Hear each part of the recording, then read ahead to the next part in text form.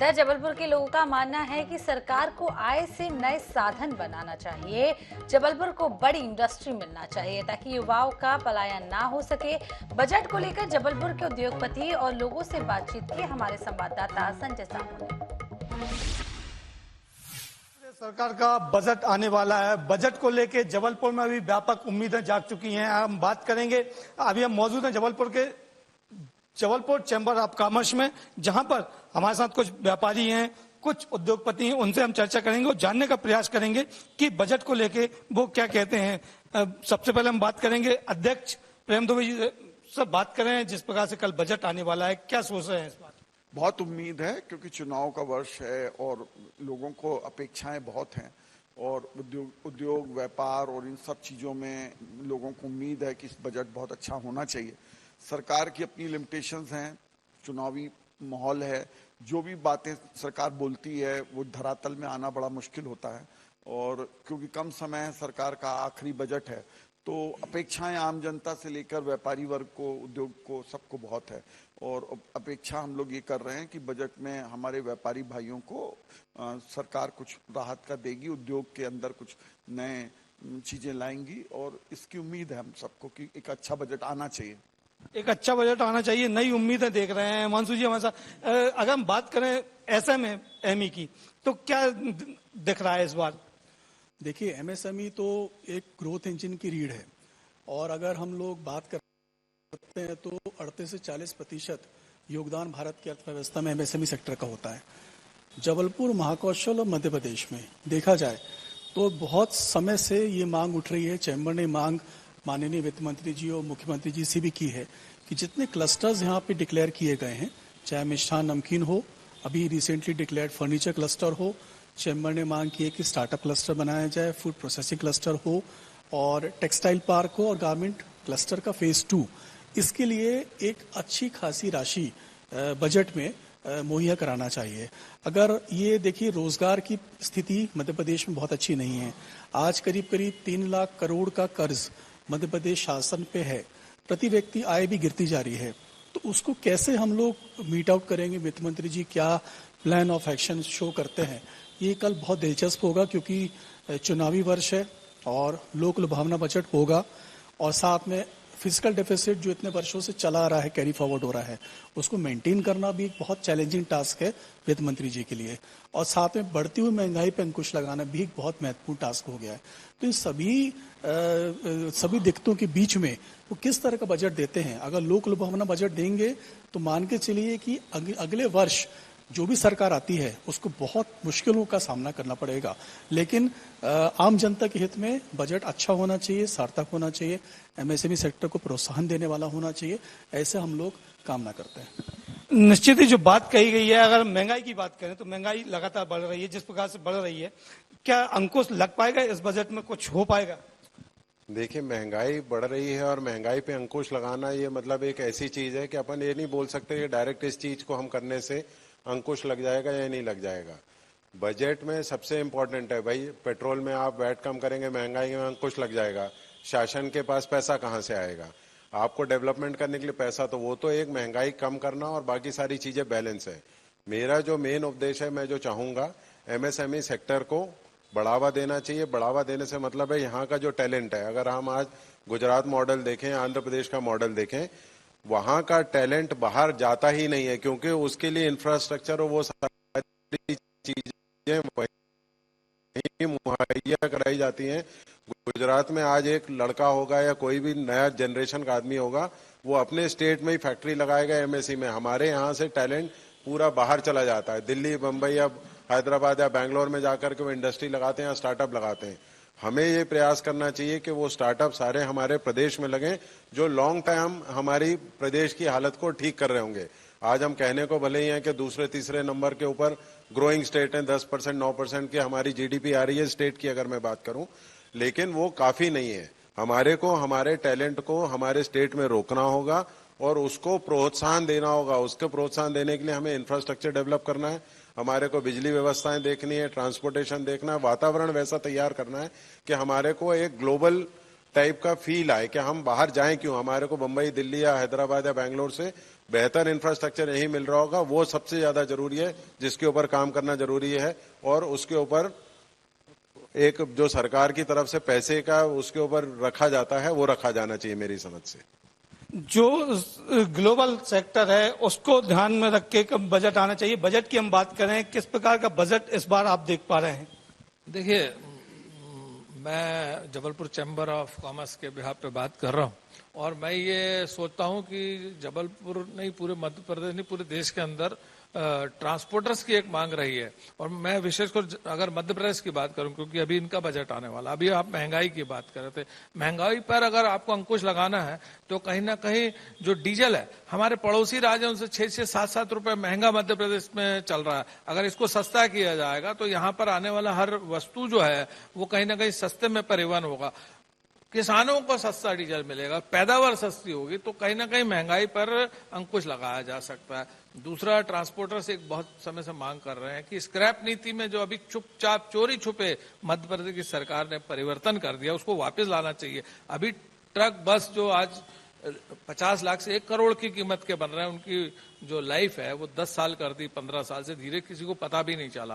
पहले ये सिर्फ मेट्रोपॉलिटन सिटी में था हिंदुस्तान के अंदर, अब मध्य प्रदेश ने भी कर दिया कि हमारे यहाँ भी ट्रक बसों की जो लाइफ है वो 10 साल रहेगी। ऐसे में इस व्यवसाय से लोग भागने लग जाएंगे, और व्यवसाय कौन करेगा? जब व्यवसाय करने वाले किसी कम होते तो निश्चित रूप से महंगाई और बढ़ेगी। तो दूसरी बात है कि टोल नीति जो है, इस टोल नीति में परिवर्तन होना चाहिए। बहुत महंगे टोल हैं, ठीक है, सड़कें मिल रही हैं, लेकिन इतने महंगे टोल हो गए हैं आज आदमी सड़कों पर चलना नहीं चाह रहा। कहीं कहीं तो अब मैं परसों अखबार पढ़ रहा था कि हवाई जहाज से यात्रा करना सस्ता पड़ रहा है दिल्ली से अगर बॉम्बे जाएं तो। ऐसे में सरकार को विचार करना पड़ेगा, मध्य प्रदेश की सरकार को विचार करना पड़ेगा। अधिकांश लोग बसों से यात्रा करते हैं, तो वो बसों से यात्रा करना भी महंगा हो रहा है। अगर टोल सस्ता कर दिया जाए वो ज्यादा मिलेगा, चोरी छुपे जो दूसरे रास्तों से लोग जा रहे हैं, ट्रक जा रहे हैं, वो नहीं जाएंगे और वो सीधे उनको सरकार को टोल भी मिलेगा। अगर उसको सस्ता कर दें तो कहीं ना कहीं आम जनता को जो राहत मिलेगी, महंगाई की मार जो पड़ रही है, वो जरूर फायदे में जनता आएगी। और जनता ऐसा ही बजट देखना चाहती है कि जो जिसमें उसको सीधा सीधा कहीं ना कहीं फायदा दिख रहा हो। अभी तक के बजट में पिछले 5 साल में ऐसा कुछ दिखा नहीं। हाँ, ये वर्ष चुनाव है, अगर इसमें भी कुछ डीजल में दे दें, कुछ स्क्रैप जो नीति है उसमें परिवर्तन कर दें और टोल नीति में कुछ परिवर्तन करें, जनता को राहत मिलेगी निश्चित रूप से, हम ऐसी उम्मीद कर रहे हैं। जनता को राहत मिले, इस प्रकार का बजट आना चाहिए। हम बात करेंगे इस बार का जो बजट आने वाला है, जैसा कहा जा रहा है चुनावी वर्ष है, तो किस प्रकार से देख पा रहे हैं, क्या उम्मीद है आप लोगों की? इस साल का जो बजट है निश्चित ही चुनावी बजट है, इस पे बहुत ही उम्मीद है, व्यापारी वर्ग को बहुत उम्मीद है। कई चीजों के टैक्स को लेके हैं, जैसे रजिस्ट्री के चार्जेस हैं उस पे कम होने की उम्मीद है। जो भी दुकानदार के होर्डिंग्स वगैरह बोर्ड्स लगे उनकी शॉप्स के ऊपर सरकार ने उस पर टैक्स लगाया गया है, उसको समाप्त करने की बहुत उम्मीद है व्यापारियों को। और जो बिजली के रेट्स को लेकर है उस पर निश्चित ही कोई रीजनेबल प्राइस पे बिजली उपलब्ध कराई जाए, ताकि जो प्रोडक्ट बन रहे हैं उस पे मेन 40 से 60% अलग अलग इंडस्ट्रीज में बिजली का बड़ा महत्व रहता है। अगर उसकी रेट बढ़ते हैं तो निश्चित ही कीमतें बढ़ती हैं, और जो छोटे छोटे हमारे उद्योग हैं उन पर निश्चित ही बड़ी बड़ी कंपनियों से वो प्राइसिंग वाइज उतना कंपटीशन नहीं कर पाते हैं। बहुत सी चीजें हैं लोगों को जो कि और भी उद्योग लगे, जो कि लोगों को जॉब मिले, क्योंकि उद्योग ही एक ऐसा है, व्यापारी वर्ग ही एक ऐसा है जो आज की डेट में अधिक से अधिक लोगों को रोजगार उपलब्ध कराता है। और हम लोगों की मांग रही है कि होटल इंडस्ट्रीज को उद्योग का दर्जा दिया जाना चाहिए, जो कागज तौर पे तो बन चुका है लेकिन अभी तक उसको लागू नहीं किया गया है। इस पर भी हम लोगों को बहुत उम्मीद है मध्य प्रदेश से। तो बहुत सारी उम्मीद यहाँ पर देखी जा रही है। हम बात करेंगे जबलपुर की, खासतौर से हम जबलपुर की बात करेंगे और महाकौशल की। जबलपुर में क्या ऐसी चीजें होना चाहिए? क्लस्टर की हम बात करें तो क्लस्टर भी आए हैं, बहुत सारे फर्नीचर क्लस्टर है या फूड प्रोसेसिंग क्लस्टर है या रेडीमेड गारमेंट क्लस्टर है, लेकिन क्या कारण लग रहा है क्यों इनको संबल नहीं मिल पा रहा है? देखिए, ऐसा है, जबलपुर के आसपास 100 किलोमीटर पे टूरिज्म का बहुत बड़ा आकर्षण का केंद्र जबलपुर है। शायद हमारी प्रकृति ने हमारे को जल दिया है, भूमि के अंदर बहुत सारे मिनरल्स दिए हैं, हमारे पास फॉरेस्ट प्रोड्यूस है, पूरी वन संपदा हमारे पास पड़ी हुई है, तमाम चीजें हैं हमारे पास, और ये सब एसेट्स का हमको सदुपयोग सरकार को करना चाहिए। हमारा जितना कच्चा माल है वो जबलपुर से बिना कोई चीज के लोग बाहर ले जाते हैं, विदेशों में ले जाते हैं, देश के कोने कोने में ले जा रहे हैं, और मध्य प्रदेश में इकाइयां अपनी यूनिटें नहीं डाल रहे हैं। सरकार को चाहिए कि यहाँ पे वैल्यू एडिशन का टैक्स लगाए और वैल्यू एडिशन छूट दे और नॉन वैल्यू एडिशन टैक्स लगाए, जिससे सरकार की आय बढ़ेगी और लोग यहाँ पे यूनिट डालना पसंद करेंगे, यहाँ पे नगर निगमों को लाभ होगा। आर्थिक रूप से संपन्न अगर हमारी संस्थाएं होंगी तो विकास की गति भी पकड़ेगा। सरकार को अपनी आय के अन्य रिसोर्सेज बढ़ाने चाहिए, और हमारे इस मिनरल्स जो हमारी माइनिंग, हमारा फॉरेस्ट प्रोड्यूस है, इन सब चीजों पे सरकार को ध्यान देना चाहिए कि इसके ऊपर इन्वेस्टर मीट जबलपुर में करें, महाकौशल में करें, और यहाँ के लिए उद्योगीकरण का लिए इस तरह की अप्रोच को अपनाएं सरकार। इस तरह की अप्रोच को अपनाएं। जो बात की जा रही है बजट की, हम बजट की बात कर रहे हैं, लगातार सामने आया, बीते कई सालों से जबलपुर पिछड़ा हुआ नजर आता है। इस बार क्या उम्मीदें लगा रहे हैं आप? देखिए, अगर जैसे कि कहा गया कि क्लस्टर्स की बात हो या अधोसंरचना की बात हो, इंफ्रास्ट्रक्चर डेवलपमेंट पे एक रकम खर्च करने की आवश्यकता है। जो जीर्ण शीर्ण अपने इंडस्ट्रियल एरियाज हो चुके हैं उनकी पुनरुत्थान करने की आवश्यकता है। आपको बिजली के रेट पे भी एक तय पर यूनिट एक तय रेट होना चाहिए। अब जैसे एफसीए के साथ में बात हो रही है कि लिंक किया जाएगा ओपन मार्केट की, जैसे बिजली के रेट रोज ऊपर नीचे होंगे, ये पॉसिबल नहीं है इंडस्ट्री को सर्वाइव करने के लिए। जबलपुर जैसा एक औद्योगिक तौर पे पिछड़े हुए जगह में कम से कम ये तो हो कि हमारे यहाँ की जो वितरण कंपनी है वो एक स्लैब में एमएसएमई को देखे। दूसरा एक और प्रमुख मुद्दा है कि प्रोफेशनल टैक्स की भी खत्म करने की मांग बहुत दिन से की जा रही है। आज ये एक देश, एक राष्ट्र, एक कर, जब इस तरह की बातें होती हैं, जीएसटी के आने के बाद भी हम लोग आज ही प्रोफेशनल टैक्स किस बात का ले रहे हैं? ये व्यापारी प्रोफेशनल टैक्स क्यों दे रहा है, काहे के लिए दे रहा है? अगर वो प्रोफेशन है तो प्रोफेशन में अगर बात करते हैं तो अलग अलग विधा के लोग भी होते हैं जो अपने प्रोफेशन में काम करते हैं। व्यापार में किस तरह का प्रोफेशनल टैक्स, इसके भी समाप्त करने की मांग की जा रही है।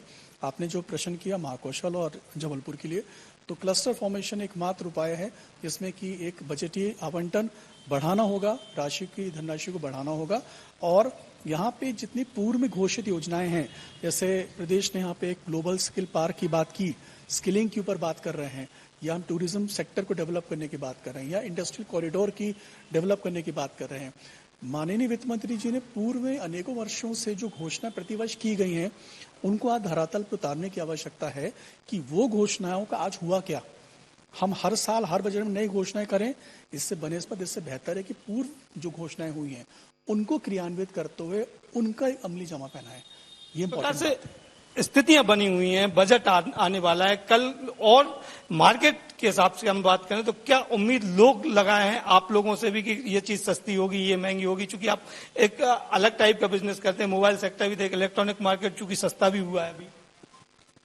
नहीं, सस्ता तो हुआ है, निश्चित ही बात है, लेकिन उसका जमीनी स्तर पर उतना प्रभाव पड़ता हुआ नहीं दिखता, क्योंकि कोई भी सामान होता है तो उसमें कई चीजों का योगदान रहता है। ट्रांसपोर्टिंग लाइन रहती है, वहां से माल आना, कितना खर्च पड़ रहा है।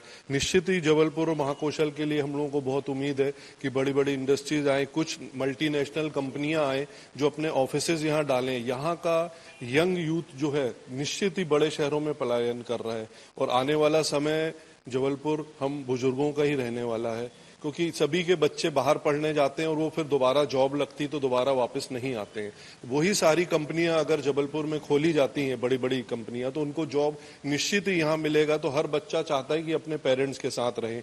निश्चित ही एक एज के बाद लाठी का काम करता है बच्चा हर माता पिता के लिए, तो वो चाहते हैं साथ में रहे, लेकिन कुछ हालात ऐसे होते हैं बच्चों का भविष्य देखते हुए कि उनको अपना शहर छोड़कर बाहर जाना ही पड़ता है। सरकार को बहुत गंभीर तौर पर इस पर विचार करना चाहिए कि यहाँ बड़ी बड़ी इंडस्ट्रीज आए।